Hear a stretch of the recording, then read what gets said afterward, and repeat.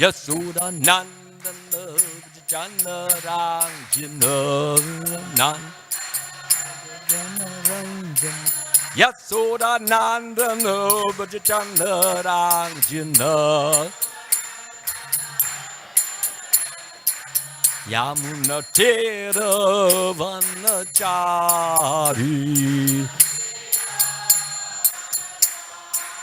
Yamuna Tera Vanachari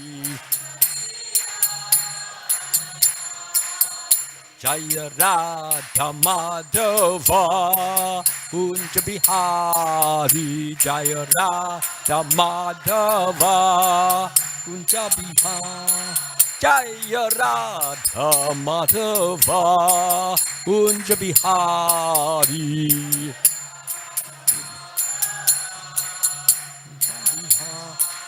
Jaya Gopi Jana Vallabha Girivaradari Gopi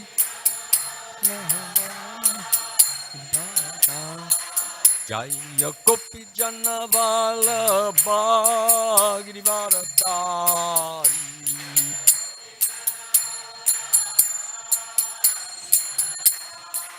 Yasura Nandana Vijana Ranjanara Yasura Nandana Vijana Ranjana Natira Vanachari Yamuna Tira Vanachari Hare Krishna, Hare Krishna, Krishna Krishna, Hare Hare, Hare Ramu, Hare Ramu, Ramu Ramu, Hare Hare, Hare Krishna, Hare Krishna, Krishna Krishna, Hare Hare, Hare Ramu, Hare Ramu. Ramu Ramu Hari Hari Jaya Prabhupada Jaya Prabhupada Jaya Prabhupada Jaya Prabhupada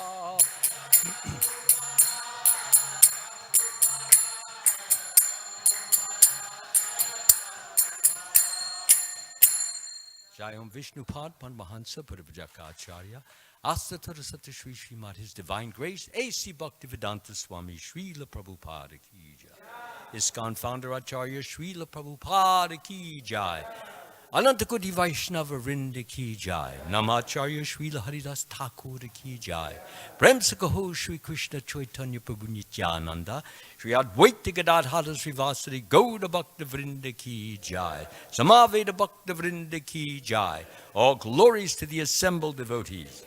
All glories to the assembled devotees. All glories to the assembled devotees. And all glories to Sri Sri Guru and Gauranga. Om Namo Bhagavate Vasudevaya. Om Namo Bhagavate Vasudevaya. Om Namo Bhagavate Vasudevaya.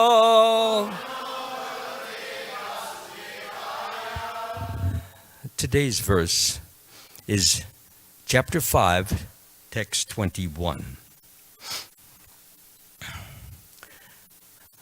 It's not one of the very well-known verses, but I will go through it myself. If anyone knows it and would like to chant it by himself or herself, please feel free to do so.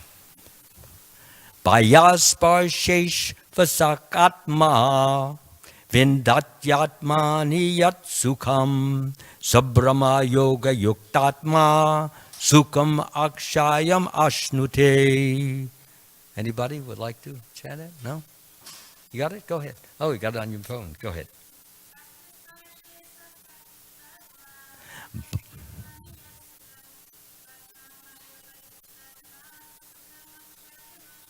Thank you very much. Anyone else got a cell phone? with the program? Yeah? No? Okay, we'll move on to the translation. A liberated person is not attracted to material sense pleasure, but is always in trance, enjoying the pleasure within.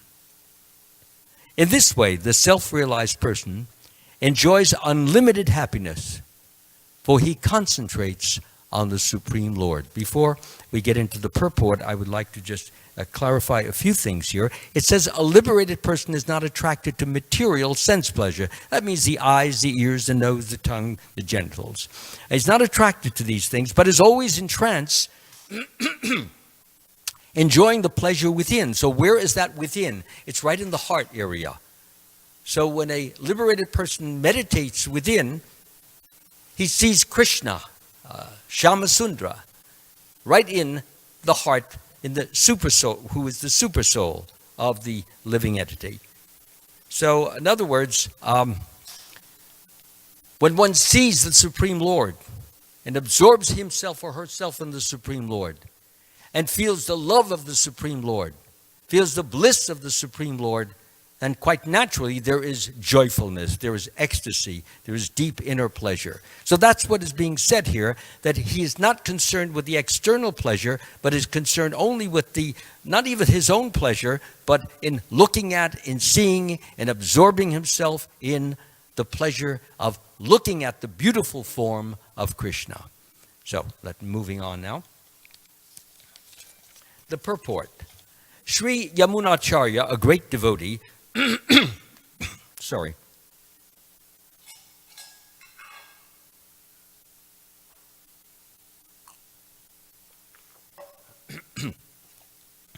A great devotee in Krishna consciousness said, I'm going to read the Sanskrit, Yad avadi mama cheta Krishna padarvinde nava dharman yudyatam rantam asit tad avadi batanadi sangame smaryamane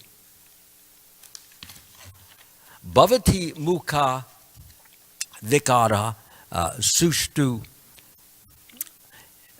nishti vanamcha. And now, continuing into the purport, and first the translation of what I just read. Yamunacharya is saying, since I have been engaged in the transcendental loving service of Krishna, realizing ever new pleasure in him, whenever I think of sex pleasure, I spit at the thought and my lips curl up with distaste. So what does he mean by that? He's not putting down sex. What he's saying is he found something better than sex pleasure. And that is the pleasure of union or oneness or love of Krishna. And when he absorbs himself in loving thoughts with the Supreme Lord, he experiences a level of bliss, a level of ecstasy, a level of happiness that goes far beyond any sensual pleasure. So that's what he's basically saying. He said, I'm not concerned about all these other types of pleasures, especially sex, which is very intense, but I've got something way better than that. So therefore, he says, my lips curl up with distaste, because normally we as human beings are attracted to that. But he's no longer attracted to that. He's found something better, something higher, something greater, something more joyful. Continuing on. A person in Brahma Yoga, or Krishna consciousness, which is what we practice here, is so absorbed in the loving service of the Lord that he loses his taste for material sense pleasure altogether. The highest pleasure in terms of matter is sex pleasure. The whole world is moving under its spell, and a materialist cannot work at all without this motivation. But a person engaged in Krishna consciousness can work with greater vigor without sex pleasure, because as I already said, he has something more intense, more enjoyable, transcendental, above and beyond anything material. That is the test of spiritual realization. Spiritual realization and sex pleasure go ill together. You can't be God realized if you're attached to that kind of pleasure. One is bodily, the other is spiritual. They're going in two different directions. One is enjoyable on the earth platform or the material platform, or the other is enjoyable on the spiritual platform. A Krishna conscious person is not attracted to any kind of sense pleasure due to his being a liberated soul. Liberated from what? First of all, he's liberated from karma. How many of us know what the meaning of the word karma is? Raise your hand. Nobody? Come on, some of you know. Come on, you know what the karma is. Good. All right. So basically, karma means action. And there are two kinds of actions. There are actions which are helpful and actions which are harmful. So when we perform harmful actions, then they react to us. React in the sense that you get the fruit, which is a bitter fruit, which is so bitter that you want to spit it out. That's what painful karma or karmic reaction is. And when it's pleasurable because you've done something nice, something selfless, something loving, something kind, something sweet, something warm to another human being, then the good karmic reaction is that somebody does the same for you. And when they act kindly to you, they act sweetly, warmly, considerately, sometimes out of nowhere, you might find that, for example, you're carrying something very heavy, like a heavy package, and then somebody just steps up near you and says, "Excuse me, but it looks like you're having a little trouble. Can I give you a hand there? Because you got this other package. I'll be glad to take the big one from you." My mother used to get that when she was in practically 85 to 90. People used to see her holding a package and they said, "Can I help you?" That's her good karma. That's her good deeds coming back to her. Because she, when she was younger, would say the same thing to other people who needed such help. So you never lose when you do something nice, something selfless, something loving, something kind, something considerate, something worthwhile to another human being. It all comes back. And if you do something hostile, something envious, something condescending, something hateful, something which is harmful, that will come back. So that's the whole idea that is being meant here, that a Krishna conscious person is not attracted to any kind of sense pleasure due to his being a liberated soul. So he's liberated. Liberated, as I said, from what? Liberated from this karma. He doesn't have any karma anymore. He only does not just good things, not just nice things, not just beneficial things, but he does things which give pleasure to God. He pleases God. He serves God. He offers incense to God. He offers fruit to God. He offers worship to the Lord. He offers prayers to the Lord.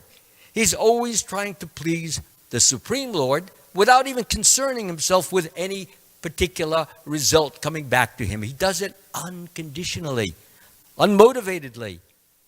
In other words, he's not doing it with the concept, "I'm giving you this, Lord, now you owe me. You got to pay me back. Don't forget. So I'm going for my examination at school. Make sure that I remember everything that I've memorized. Otherwise, you're not a good Lord." So this is putting spiritual life on a very conditional platform. Not the platform that a pure devotee will ever even think of. So a pure devotee simply serves for the sake of, because Krishna deserves to be served. He deserves our love, doesn't he? He feeds us. He clothes us. He shelters us. When we need medication, he gets us medication.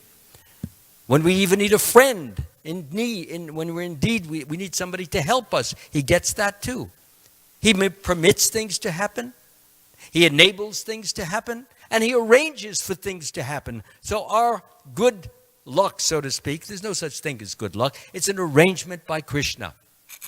That's his kindness. And sometimes he gives us difficulties and trials and tribulations for various good reasons. Sometimes it's just what we deserve as a result of what we did before, what we call bad karma. Or it may be not bad karma, but Krishna is giving us something to teach us a lesson in difficulty, in trial, in tribulation, in problems. So in giving us that, what happens, we begin to understand what some other people may be suffering. Sometimes a person says, "Oh, my back, it hurts so much." But if you've never had a backache, it's difficult to understand really what the person is crying about. Sometimes I hear a person say, what's he crying about? Because he doesn't know the pain of having a really bad backache. So when a person has had a backache, when another person says, oh, my back hurts, and he says, well, can I help you in anything? I got some nice liniment. Maybe we can rub the Bengay into your back or something like that. He wants to help. He wants to give some kind of succor. He wants to give some type of affection, some warmth.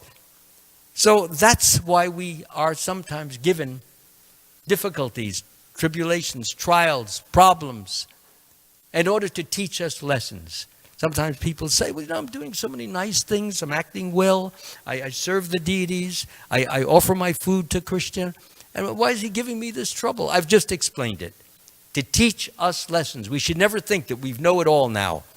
I've got enough suffering in my life. No more suffering. I know it. But Krishna knows that we don't know it. And there are yet other lessons to learn. So he gives us these lessons. I find that my greatest gurus have been my pains.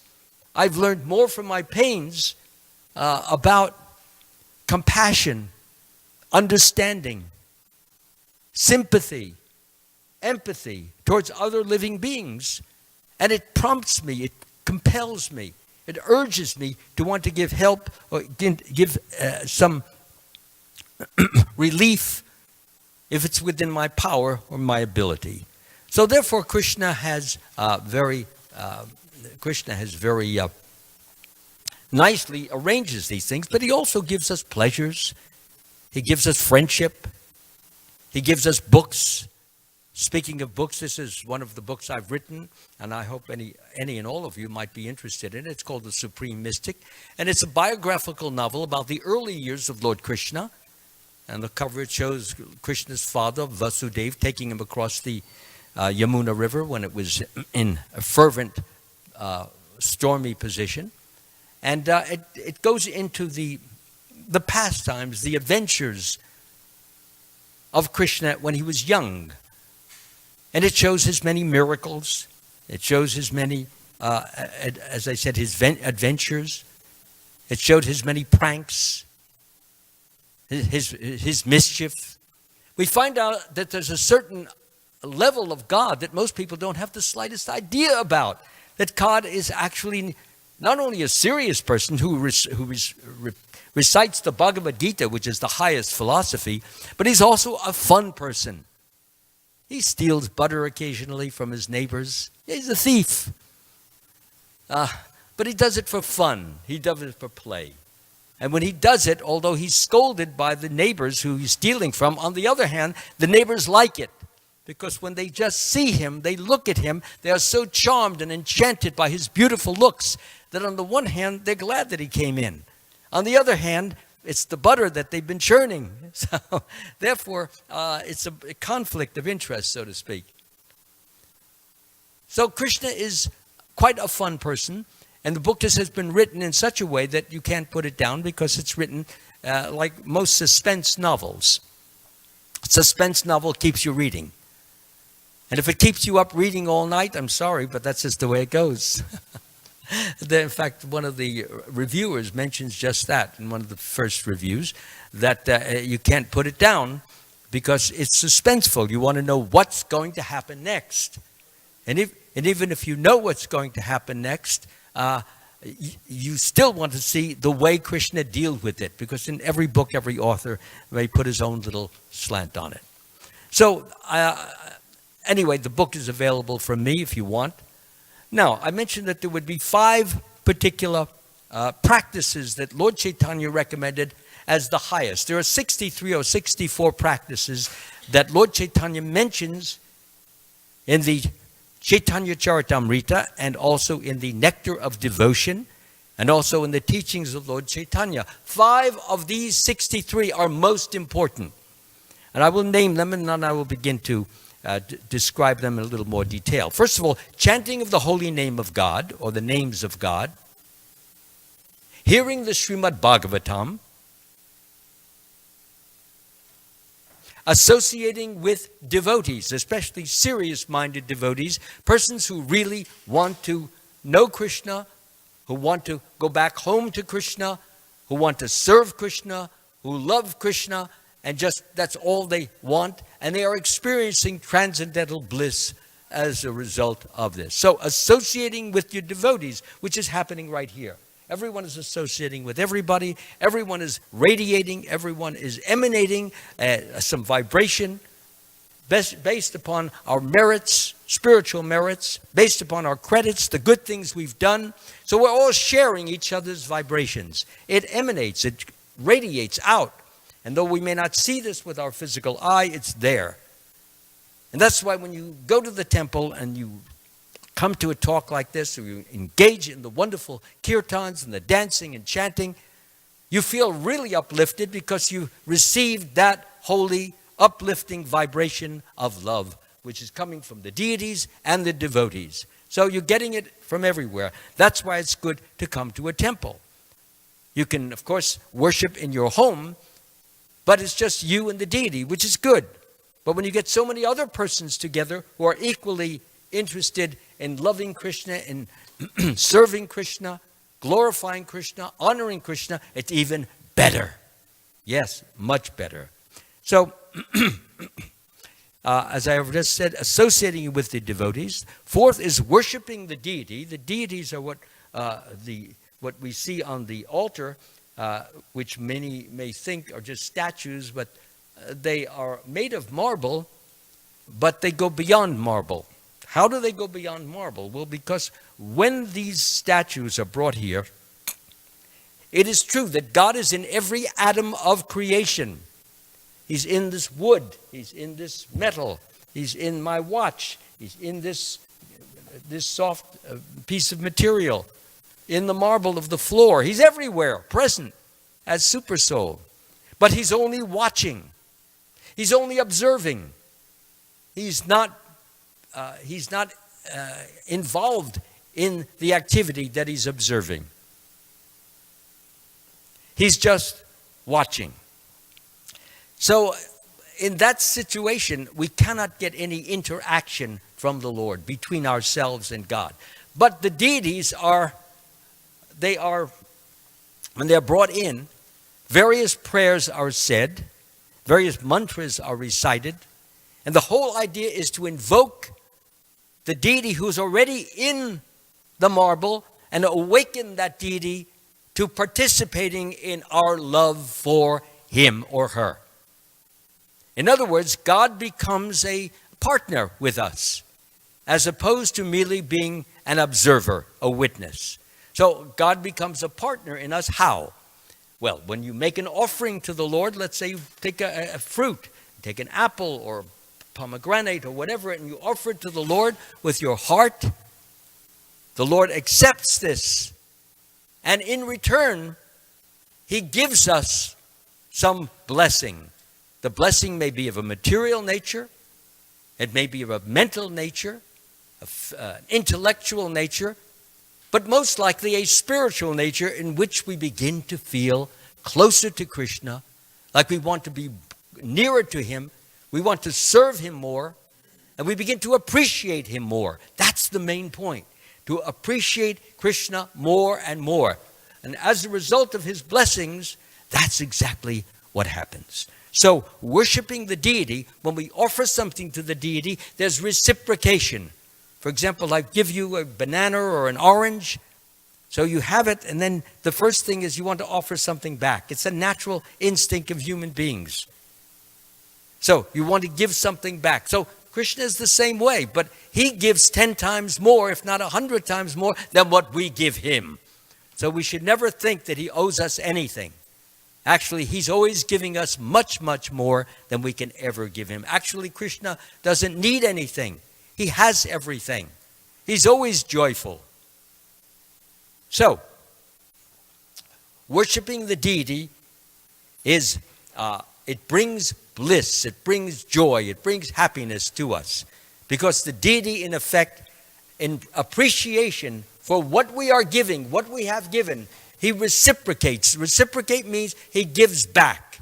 And when he gives it back, you feel that joy, you feel that happiness, you feel that satisfaction within your being. Okay? So worshiping the deity is the fourth means that is given. The fifth means is living in a holy dham. Dham is a Sanskrit word which really means a holy environment. This is a holy environment. People who live in this block here, in this street, they live in a holy environment. They can come, the temple is always available, they can enter it, they can worship the deity, they can chant mantras to the deity, they can chant their rounds to the deity, they can read to the deity, they can sing to the deity. Just before this ceremony was taking place, I saw that at around 4 o'clock there were devotees in here singing to the deity. That's how they give pleasure to the deity. So in giving pleasure, the deity is pleased and reciprocates in some way or another with them. But the deity is never cold, never hard-hearted, always soft-hearted to all your efforts. So therefore, he is the best of best of best of friends. And I say that from my own personal experience, and not only my experience, but so many other devotees I know who have had such wonderful experiences. But sometimes, as I have mentioned earlier, sometimes the experience may not be so positive, it may not be so joyful, sometimes it's painful. But in the overall picture, as I have said earlier, that my greatest gurus have been my pains, which means that those pains have ultimately resulted in bliss and peace and strength and love. So therefore, worshiping the deity and living in a holy dham. When you live in a holy dham, that means the people who are around here, it means they're reading these books. They're thinking of Krishna. They're doing service for Krishna. They're honoring Krishna. They're doing prayers to Krishna. That's a good kind of environment to be in, because it's a positive environment. When you go out to the material world, you see so many people grousing, complaining. Oh, the weather is terrible. Oh, this hurricane is kill us. Oh, it's too hot. It's too sunny. Or, oh, it's too gray. It's too cloudy. There's some people, they thrive on complaints. They can't enjoy themselves unless they got something to complain about. It's a fact. That's what they live for. And if they don't have anything to complain about, they almost want to commit suicide, because that's what they live for, unfortunately. However, a devotee does not complain. He just deals with the situation as he is capable of, as he knows how to, and does the best he can to remedy the situation. Doesn't complain, considers that Krishna's will is upon him and is giving him these to teach him some lesson, to exalt him, to ennoble him, to enable him to be able to become a better human being and a better devotee of Krishna. So now I'm going to talk a little bit more about those 5 practices. The first I mentioned is chanting of the holy name. So, the holy name, we're chanting Hare Krishna, Krishna Krishna, Hare Hare, Hare Rama, Rama Rama, Hare Hare. So these are holy names. Krishna states, and it's stated in the Shikshastika prayers by Lord Chaitanya Mahaprabhu, "O my Lord, your holy name alone can render all benediction." It says it can render all benediction.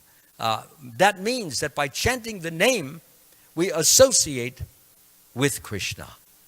Krishna has invested himself in his own name, so that when we chant that name, when we chant it, it's not just a sound, but the sound goes to our mind. And when it's in the mind, it's transferred to the intelligence. Through the intelligence, it's transferred to the soul. And when it reaches the soul, then the soul undergoes some transformation. Let me explain. The holy name is purifying. Everybody knows what soap is. Every time when you take a bath, you wash yourself and the dirt comes off when we soap the body.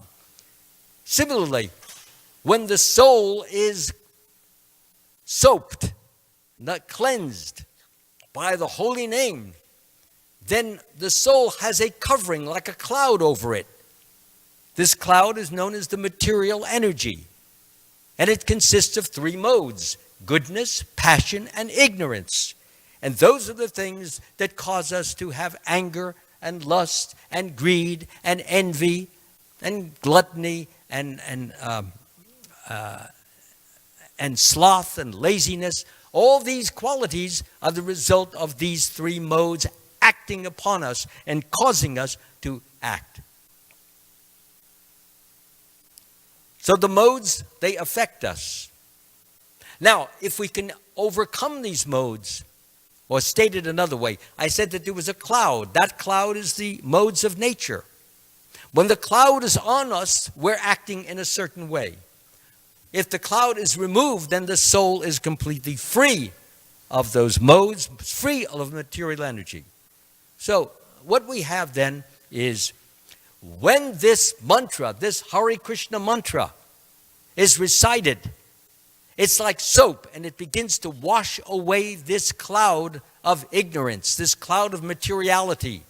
And as it washes it away, it gets lesser and lesser and lesser. And that's the whole idea in this chanting, to reduce the amount of materiality or ignorance. That's what it's all about. To reduce the ignorance and to increase the knowledge, to increase the association with the Supreme Lord. So, therefore, when we chant the Lord's name, Hare, first of all, what does Hare mean? Hare is the female aspect of the Supreme Lord.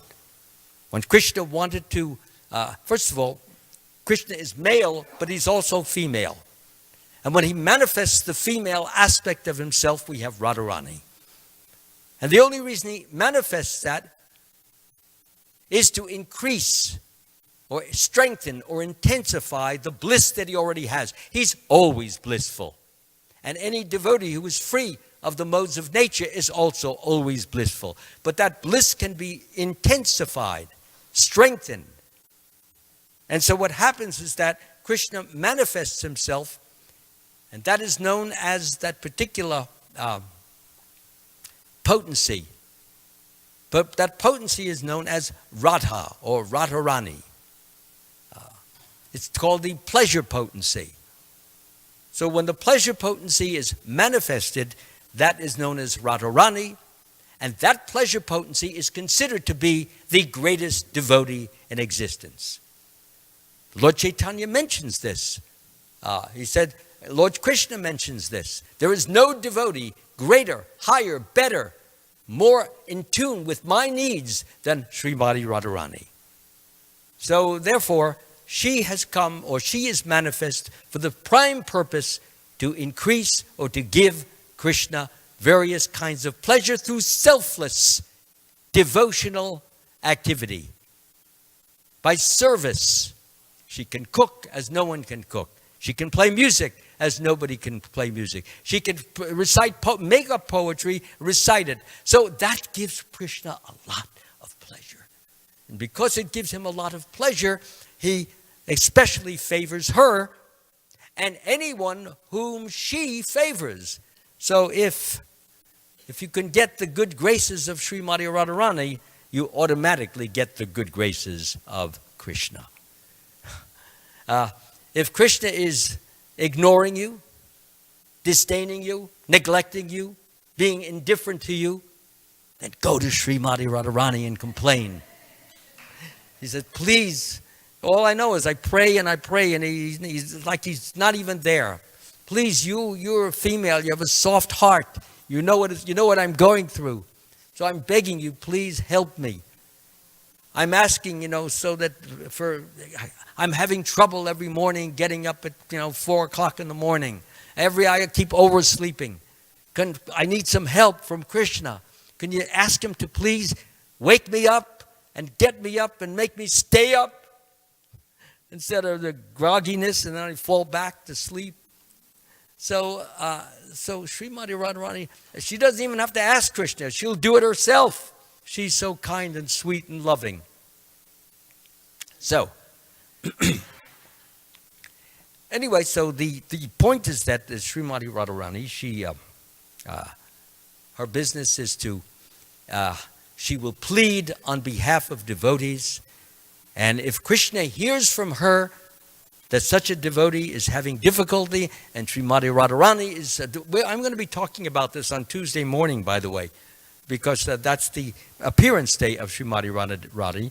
Radharani, and I will go into the details and much more. But if she appeals to Krishna, your devotee is suffering. Please help him.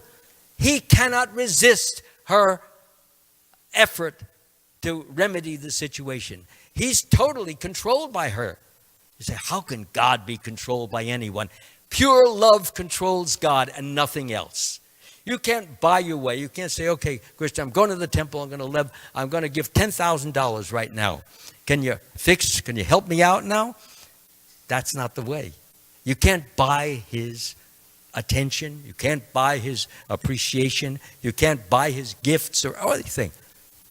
Only pure love can do that. And Srimati Radharani, she has that. So because she has it and she manifests it and expresses it and gives so much pleasure and happiness to Krishna, he's willing and ready and able to be compliant to her wishes. Okay? So chanting the holy name, Radha, Krishna. Krishna means all attractive. And Radha or Hare, it means Radharani.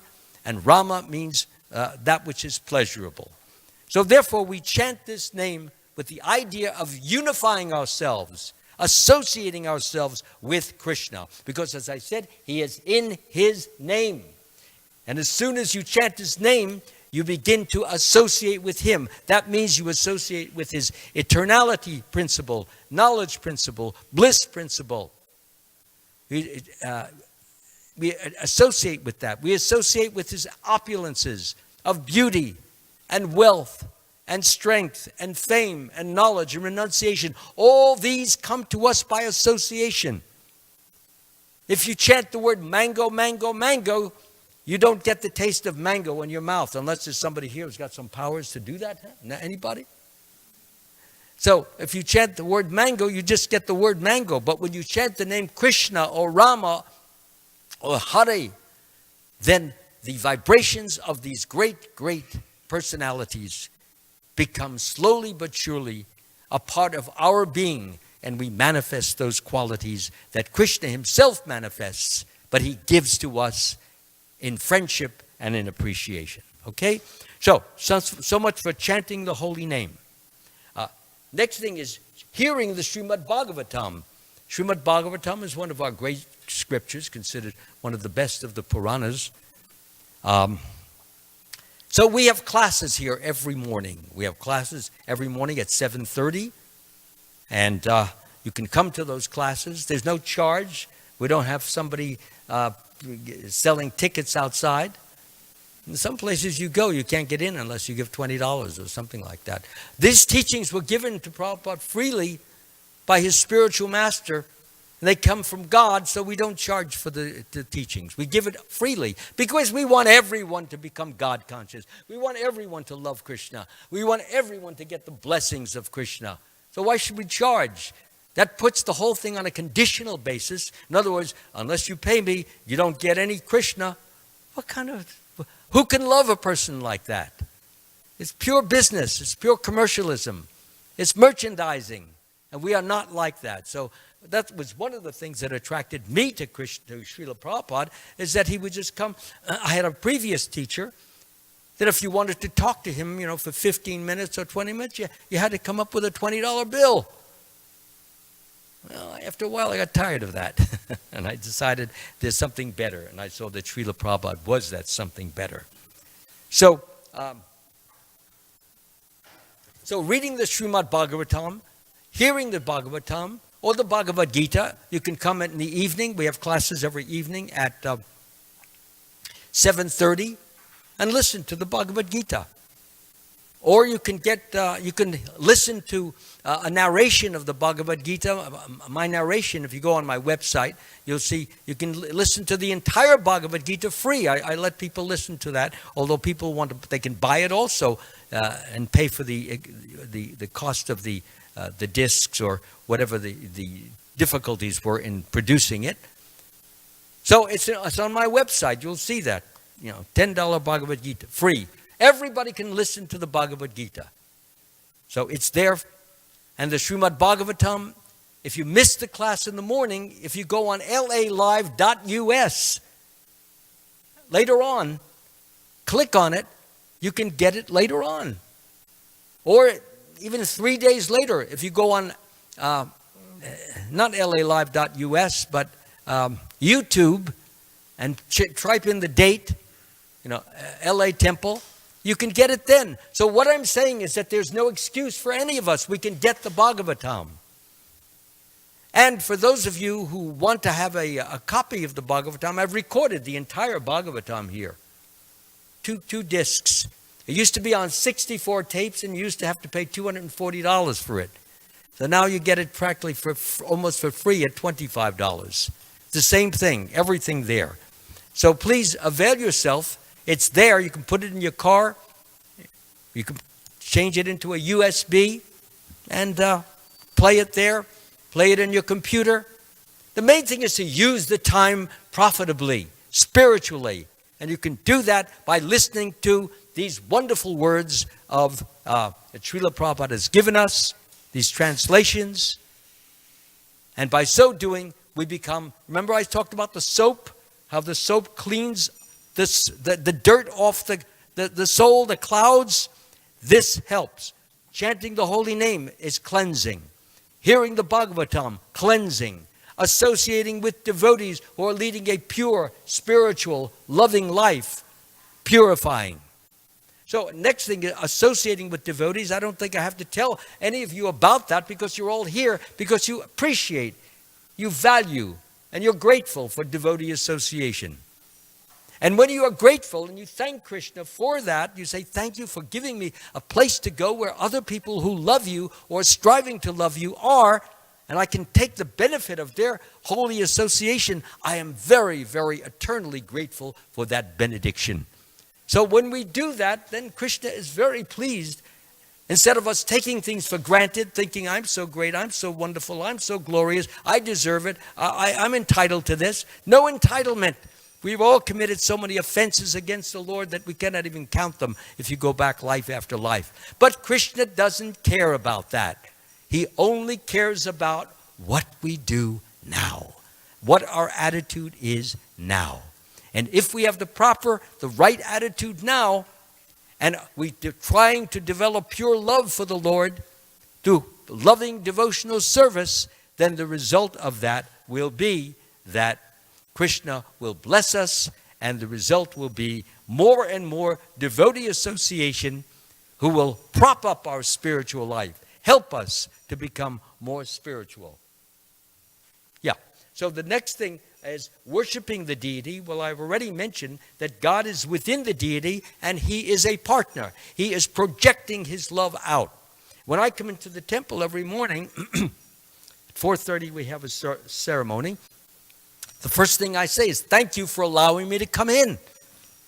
I mean, he could have prevented me from coming in. He could have put a stone in front of my foot, caused me to trip and fall and bash my head and be out, not even able to get here for 3 weeks. There are people who can't get here because they were not grateful enough for what they received. They just took it for granted. I'm great, I'm wonderful, I'm glorious, I'm this, I'm that. And taking that mentality, Krishna says, no. I have to take this away from him so that he or she can appreciate it.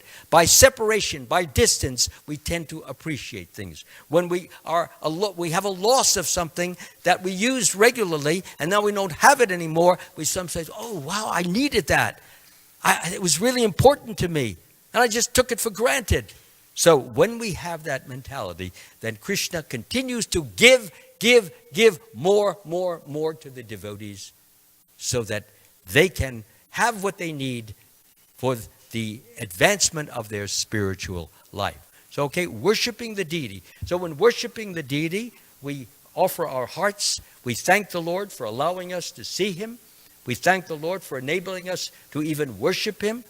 We thank the Lord for enabling us to become humble. If we don't have humility, then God doesn't even want to look at us. But if we have humility and we beg, please, I need your help. I can't do it all by myself. And I'm having difficulty, I'm having trouble, I'm having problems. Please help me. You would take that position. It's a helpless position.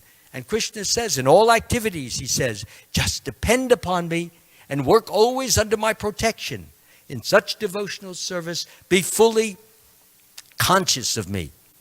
If you become conscious of me, you will pass over all the obstacles of conditioned life by my grace. If, however, you do not work in such consciousness, but act through false ego, not hearing me, you will be lost. So if you just want to do it on your own, Krishna says, go ahead. And you will instead of having transcendental bliss, you will suffering. Excuse me, we have a class going on here. And we expect silence from persons who are attending the class. If you have a problem with that, please take your speech outside and not interfere with the persons here who are trying to listen. Thank you very much. Okay, so continuing on, worshiping the deity. And by doing that, we are glorifying, we are realizing the greatness of God. The last is that it is living in a holy dham. As already mentioned, sometimes persons say, well, I have to spend an hour traveling to get here. Yeah, and, okay, well, she has a difficulty. If you can whisper, that would help. Thank you. Anyway, so that is the problem. So if you have a difficulty, you cannot get here, then we have the internet. This talk, which I'm giving, is being watched by a number of people on the internet. Or you can get it on YouTube later on. But living in a holy dham means, or in a holy environment, to pick up the vibrations of everybody who lives here. When you get those wonderful vibrations, they uplift you, they ennoble you, they lift you up, and they cause you to want to serve Krishna more, adore Krishna more, satisfy the Lord more. And when we do that, the Lord is pleased, and the result is transcendental bliss. Transcendental bliss means Krishna who is in the heart, Shyamasundara.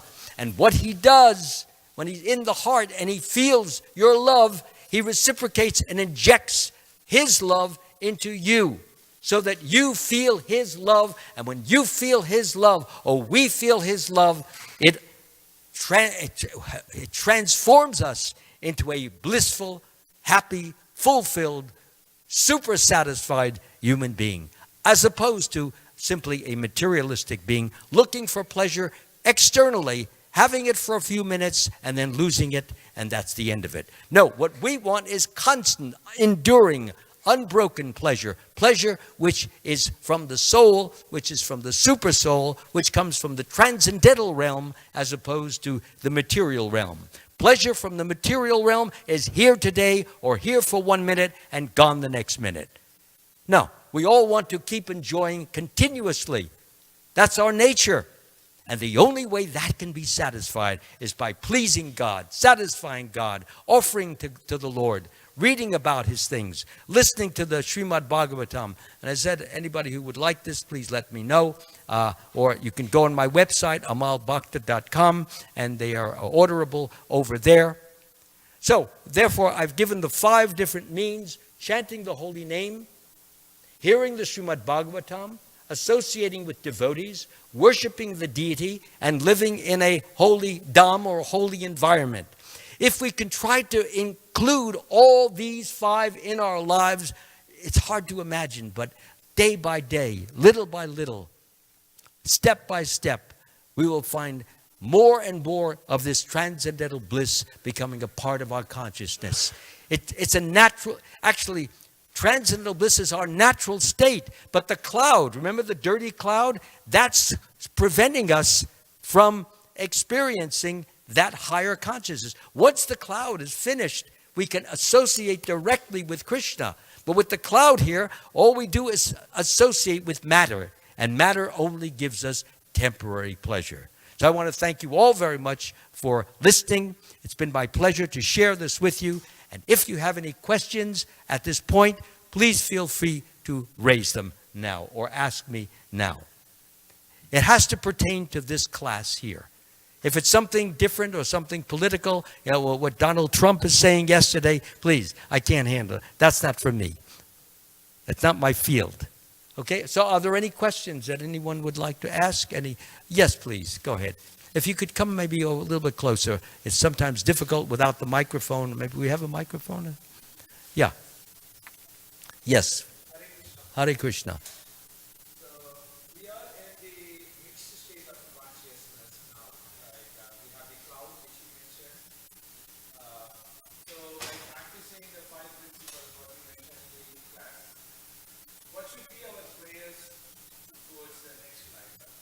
Towards the what?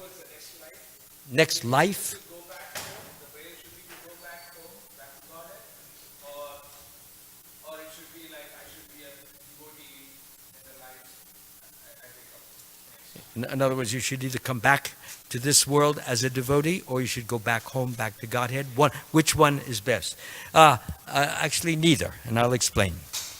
Our only concern through our devotional service is to give Krishna pleasure. How he wants to treat us or how he wants to deal with us is really his business. I see devotees saying, well, somebody dies. He says, well, he was always serving the deity. He's going back to God. How do you know he's going back to Godhead? Are you Krishna? I mean, when I hear these things, I say, what such ignorance? Why we like to think that we're great prophets, that I know where he's going. We don't know where he's going. But if Krishna told you where he's going, and you really have that kind of communication with Krishna, and Krishna said, like Prabhupada said, that a particular devotee was going back home, back to Godhead, Jayananda, I accept that as truth because he can communicate with Krishna. But somebody who's just calling himself, great prophet, when he hasn't even achieved the ABCs in devotional service, then no. So what our main concern is, what does Krishna want? And if Krishna wants me to stay here, that's where I stay. If he wants me to go to a higher planet, that's where I go.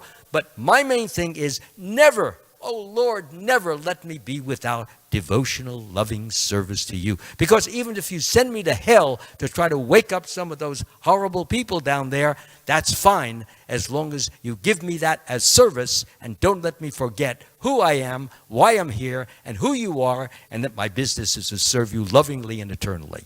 Okay? Yeah. Any other question? Give you 5 seconds. Yes, please.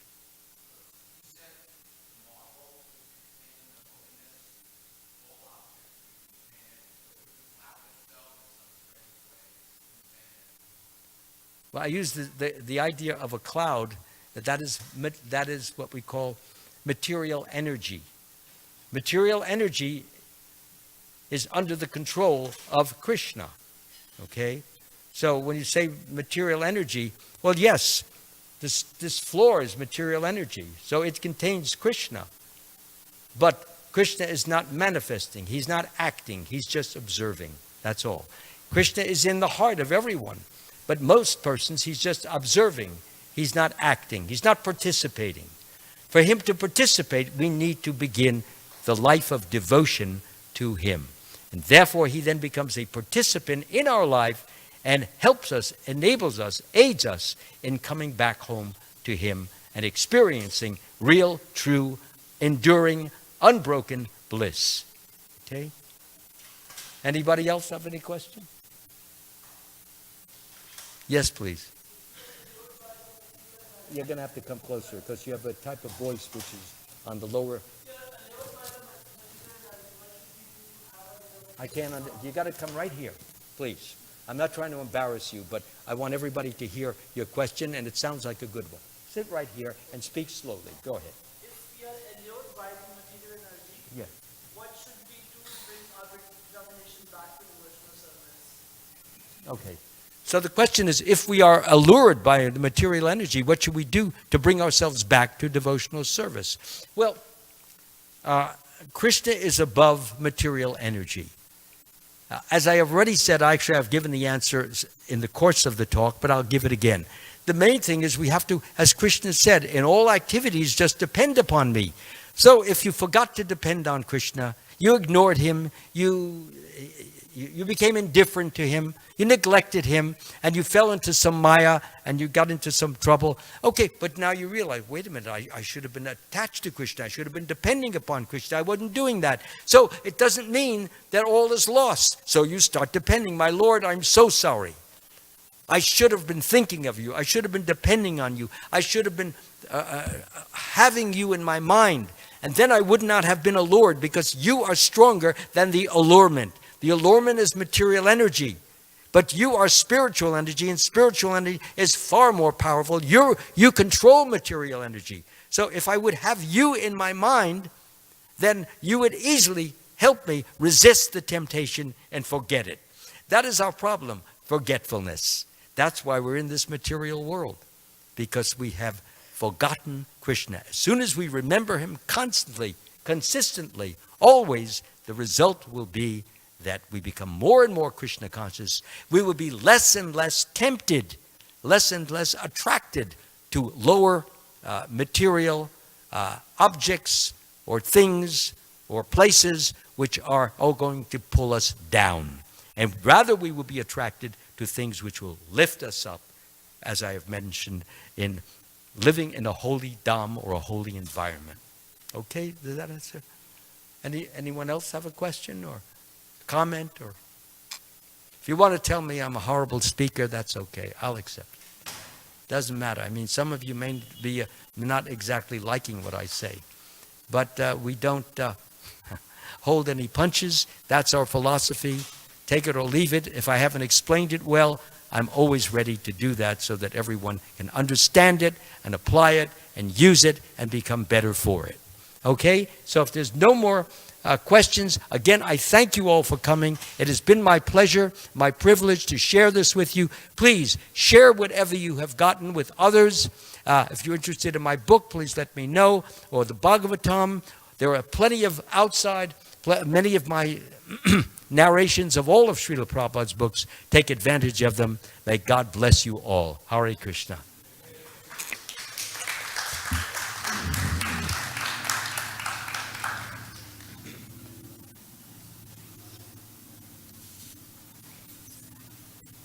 Oh,